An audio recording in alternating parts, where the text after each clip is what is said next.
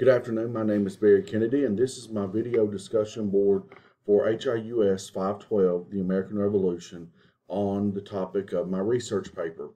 For this particular project, I decided to research John Adams primarily between the years of 1765 and 1777 to try to outline Adams' role and importance in terms of the American Revolution. Now, it's no secret that John Adams is greatly overshadowed by other American founding fathers such as George Washington and Thomas Jefferson and Benjamin Franklin. In reality, this should not be the case. It is my personal opinion, and I have no real proof of this. I'm just giving an opinion at this point, that because of the issues of the Adams presidency later and the rivalry with Thomas Jefferson that happened during that time period, it greatly damaged Adams' legacy.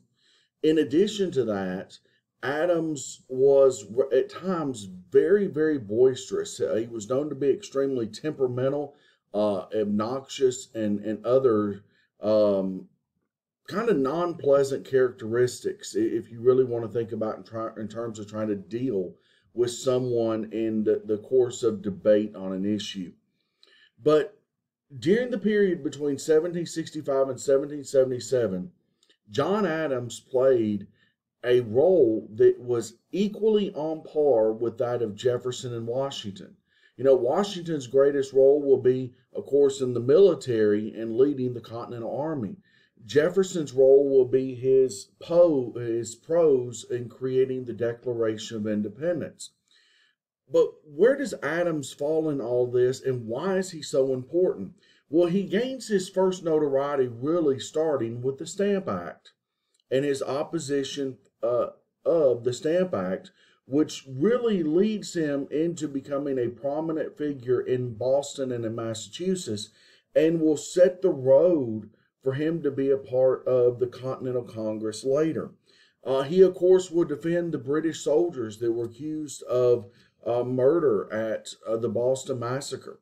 And this, while Adams probably did not feel a whole lot of sympathy towards the British soldiers, Adams, according to David McCullough and others, this is extremely important because Adams was convinced that everybody had a right to a fair trial, a trial by peers, which was something that he believed that the British, of course, had rejected or had taken away from the Americans in terms of the Stamp Act.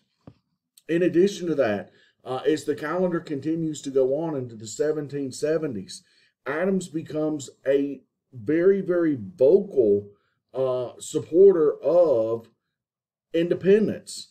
He will serve on approximately 100 committees during his time in the Continental Congress, being the chair of roughly a quarter of those. He will provide thoughts on government. He was on the War Board, and served as chairman for the Continental Congress. He also was on the committee that wrote the Declaration of Independence. He's had the insight to realize that if he wrote the Declaration, that it would probably not be well received because of the fact that he was not the most popular guy in the world. He even wrote the preamble of the Lee's resolution on independence. And while it is believed that Jefferson is the quote-unquote true writer of the Declaration, and there's not a whole lot of debate to that, there is some debate as to the role that Benjamin Franklin and John Adams played, with some historians believing that they actually provided some legal prose and actually cleaned up some of the language in the document. But needless to say, in all of this, and I realize this is a very short video here, John Adams plays a very important role in the road of independence. And if you look at it, now Thomas Jefferson and the Declaration is immensely important, and I am not undervaluing that in any way. The argument is that Jefferson, Adams, Washington, and other founding fathers, their roles and their contributions to American independence were different. And because they're different, looking primarily at these three, and we could add in Benjamin Franklin as being number four, they all were equally important in what they did. And it's a shame that in history, we have went back and some historians have tried to lessen the importance of John Adams and the not only the American independence, but the creation of the American Republic. I hope you all enjoyed this presentation. Again, I realized it was very fast and I talked real fast because I was trying to cover a whole lot of information. Hope you have a great and wonderful day and good luck at the end of the term and in the future.